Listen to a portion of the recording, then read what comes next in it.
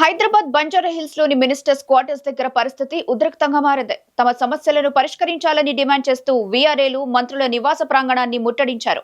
పెద్ద సంఖ్యలో వీఆర్ఏలు ministers quarters లోకి దూసుకెళ్లేందుకు ప్రయత్నించారు. దీంతో అక్కడికి చేరుకున్న పోలీసులు వారిని అడ్డుకున్నారు. ఈ క్రమంలో పోలీసులకు వీఆర్ఏలకు మధ్య స్వల్ప తోపులాట చోటు చేసుకుంది.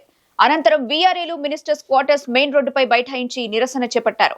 దొంగల రాజ్యం, దోపిడీ రాజ్యం, revenue minister down down, we want justice అంటూ పెద్ద ఎత్తున నినాదాలు చేస్తూ ప్రభుత్వానికి వ్యతిరేకంగా ఆందోళన చేస్తున్నారు. రాష్ట్ర వ్యాప్తంగా ఉన్న 3797 మంది వీఆర్ఏలను వెంటనే విధుల్లోకి తీసుకోవాలన్నది వీరి ప్రధాన డిమాండ్.